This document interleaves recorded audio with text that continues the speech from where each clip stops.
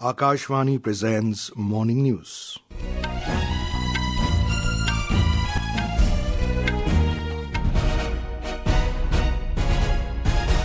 Good morning, I'm Abhishek Mukhopadhyay. The headlines. Mrs. Rekha Gupta to take oath as Chief Minister of Delhi at iconic Ramlila Maidan in New Delhi this afternoon. Uttarakhand Cabinet approves strict land law to protect resources of state, cultural heritage and citizens' rights. External Affairs Minister Dr. S. Jaishankar to participate in G20 Foreign Ministers meeting in Johannesburg, South Africa. Puducherry to accord organ donors with state honours. In cricket, New Zealand thrashed defending champions Pakistan by 60 runs in opening match of ICC Champions Trophy in Karachi. India to take on Bangladesh in Dubai today.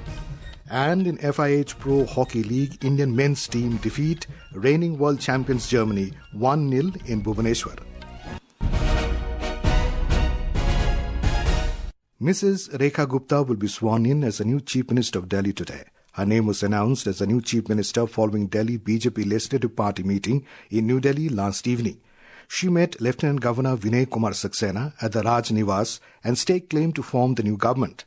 Mr. Saxena accepted the claim and invited her to form the new government. Our correspondent reports that Rekha Gupta will take oath as the Chief Minister at the iconic Ramlila Maidan in Delhi.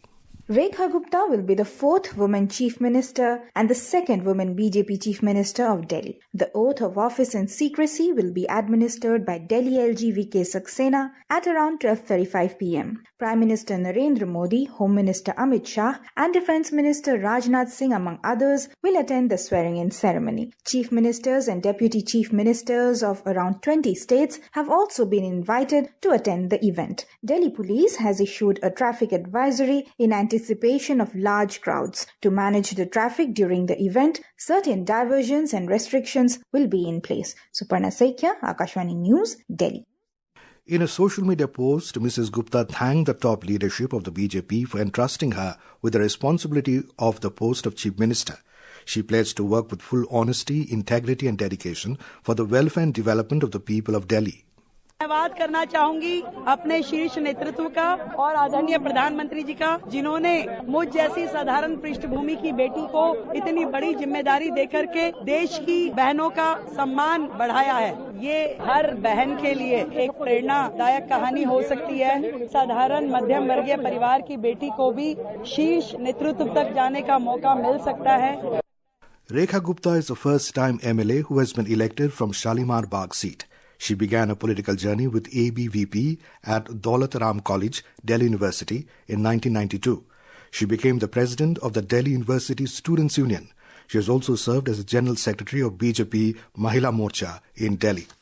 After the announcement of Rekha Gupta's name as the next Chief Minister of Delhi, several BJP leaders, including Home Minister Amit Shah and other union ministers, have congratulated her. In a social media post, Home Minister Amit Shah said that he has full faith in Rekha Gupta.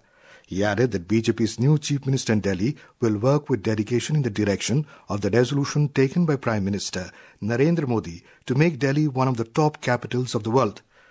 Information and Broadcasting Minister Ashwini Vaishnav also congratulated Mrs. Gupta.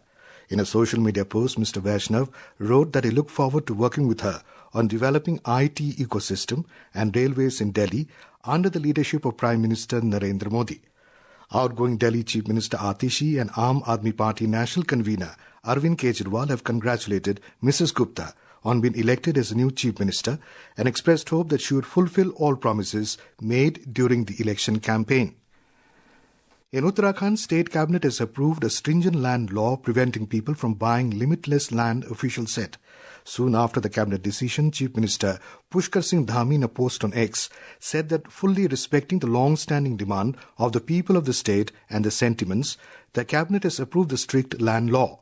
He said this historic step will protect the resources of the state, cultural heritage and the rights of the citizens, as well as play an important role in maintaining the original identity of the state. He said the state government is fully committed to protect the interests of the people and he will never let their trust get broken. External Affairs Minister Dr. S. Jaishankar will begin a 2-day visit to Johannesburg, South Africa from today to participate in the G20 Foreign Ministers meeting, FMM. He is visiting at the invitation of Minister of International Relations and Cooperation of South Africa, Ronald Lamola. The External Affairs Minister's participation in the G20 FMM will strengthen India's engagement with G20 countries and bolster the voice of the Global South in this important forum. Dr. Jaishankar is expected to hold a few bilateral meetings in the margins of the foreign ministers' meeting. And now news from Mahakumbh 2025 underway in Prayagraj.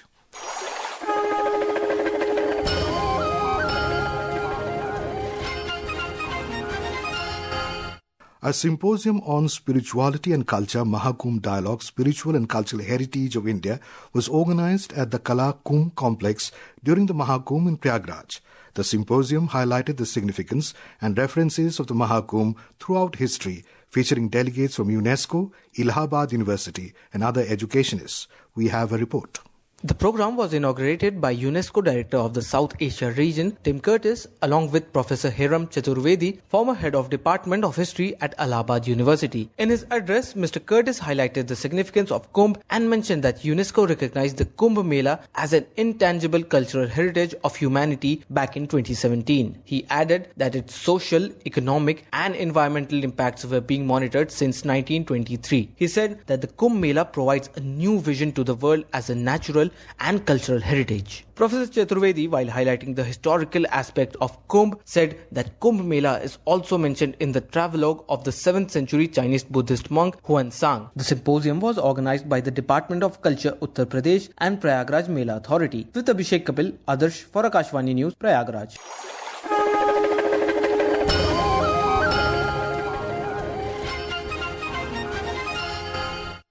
This is Akashvani giving you the news. For quick news updates around the clock, follow us on our X handle at AIR News Alerts. And for details of stories and more, log on to our website www.newsonair.gov.in and download News on AIR app. The Puducherry government has announced that organ donors will be accorded state honours as a mark of respect for their life-saving contributions. Guidelines have been formulated to implement this initiative. The government has directed hospitals to promptly report brain-dead cases to district collectors and regional administrators. As per the new guidelines, district collectors and regional administrators will visit the residences of organ donors and pay homage. Additionally, on occasions such as the Republic Day and the Independence Day, the Lieutenant Governor or the Chief Minister will invite the families of organ donors to official functions and honour them publicly. The Jammu and Kashmir Rural Livelihood Mission, JKRLM, is all set to organize the 3rd edition of Saras Ajivika Mela, a vibrant celebration of India's art, culture and traditions, from today to March 1st at the Kala Kendra, Jammu. Organized under the Department of Rural Development and Panchayati Raj, the 10-day event aims to highlight the country's diverse art and craft while empowering rural artisans and entrepreneurs. We have more from a correspondent.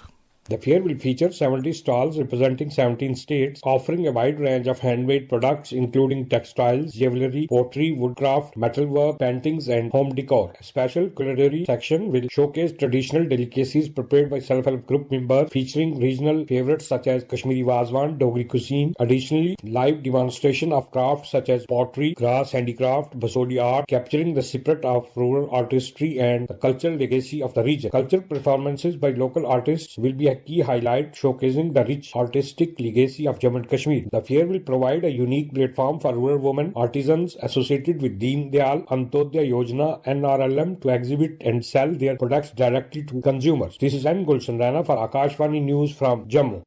The Indian Council of Agriculture Research Eastern Region Research Complex ICAR-RCER is celebrating its Silver Jubilee function from today in Patna. A specially designed model of integrated farming for women will be launched on Saturday on the Foundation Day. Talking to Akashvani News, Director of the Institute, Dr. Anup Das said it is a micro-nano homestead model which will ensure nutritional needs and round-year income. एक नया model develop किए, वो micro and nano homestead farming model, समेकित कृषि प्रणाली का एकदम छोटा सा मॉडल। कैसे हम सब्जी, बकरी, बतख या मुर्गी और 2-4 फ्रूट जैसे घर का आंगन का गार्डन होता है, वेल प्लांट मैनर में एक डिजाइन बना के हम लोग छोटा-छोटा 2 मॉडल बनाए। The Silver Jubilee celebrations has been held from today to Saturday. Arunachal Pradesh is celebrating its 39th statehood day today. The main state celebration will be held at the IG Park in the capital city Itanagar. Governor Lieutenant General retired K.T. Parnaik will be the chief guest of the event.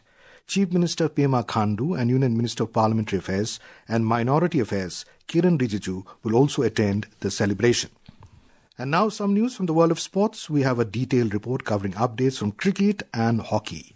In cricket, the 9th edition of ICC Champions Trophy kicked off with a bang as New Zealand thrashed defending champions Pakistan by a commanding 60 runs in Karachi last night. New Zealand's Tom Latham was adjudged the player of the match for his brilliant ton. Today, Indian team led by Rohit Sharma will take on Bangladesh at the Dubai International Stadium. The match will kick-start at 2:30 p.m. Indian time. Moving towards Women's Premier League WPL cricket, where Delhi Capitals defeated UP Warriors by 7 wickets at the Kotambi Stadium in Vadodara last night. In the next encounter, Royal Challengers Bengaluru will take on Mumbai Indians at the M. Chennaswamy Stadium in Bengaluru tomorrow. Next we have from FIH Pro Hockey League, where the Indian men's team defeated reigning world champions Germany 1-0 at the Kalinga Stadium in Bhubaneswar last night. India's Gurjan Singh scored the only goal of the match. On the other hand, the Indian women's team faced major defeat by Spain as they emerged victorious over India 1-0 at the same venue in Bhubaneswar yesterday.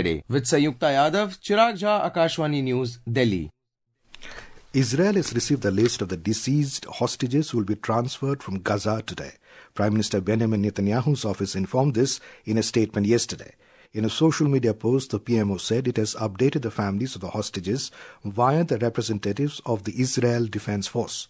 Following this, Prime Minister Benjamin Netanyahu expressed deep sorrow, acknowledging that the day will be incredibly difficult for the country as Israel prepares to bring home 4 deceased hostages. The India Meteorological Department IMD has forecast scattered to fairly widespread rainfall and snowfall over western Himalayan region and isolated to scattered rainfall over plain areas of northwest India during the next 48 hours. IMD said that light to moderate rainfall and snowfall with lightning are likely over Jammu and Kashmir, Ladakh, Gilgit, Baltistan, Muzaffarabad and Himachal Pradesh today, and light rainfall and snowfall during the 21st to 23rd of February. It added that thunderstorm, lightning with isolated hailstorm activity are also likely in Uttarakhand today. Meanwhile, national capital Delhi and its adjoining areas witnessed light rainfall this morning. Back home, the 9th Asia Economic Dialogue is being organized from today in Pune, Maharashtra. The Asia Economic Dialogue is External Affairs Ministry's annual flagship track 1.5 dialogue on geoeconomics. And now for a look at today's newspapers, it's over to Sarabjit Kaur. Thank you, Abhishek. The newly inaugurated office of RSS in Jhandewalan, New Delhi is covered by most of the dailies. Hindustan Times quotes RSS chief Mohan Bhagwat telling workers, work selflessly, be receptive to criticism. Rekha Gupta is Delhi Chief Minister, leads the Pioneer. Trump billows at India, says the Pioneer. No one can argue with me. Trump on reciprocal tariffs, writes the Hindu. Financial Express quotes US President Trump as saying, very unfair for Tesla to set shop in India. Trump's envoy arrives in Kyiv as US policy shifts towards Russia, reports the Statesman. Act for peace or lose nation, Trump tells Zelensky, states the Hindu. China building 90 villages along Arunachal border, reports the Tribune. Indian Express quoting Congress chief Mallikarjun Kharge after the first meet following reshuffle in the party, writes, promote those who stick around in tough times. And finally, Business Standard, citing a survey, writes, salaries in India to rise by 9.2% in 2025. And with that, it's back to you, Abhishek. Thank you, Sarabjit. And now, before we end the bulletin, the headlines once again. Mrs. Rekha Gupta to take oath as Chief Minister of Delhi at iconic Ramlila Maidan in New Delhi this afternoon.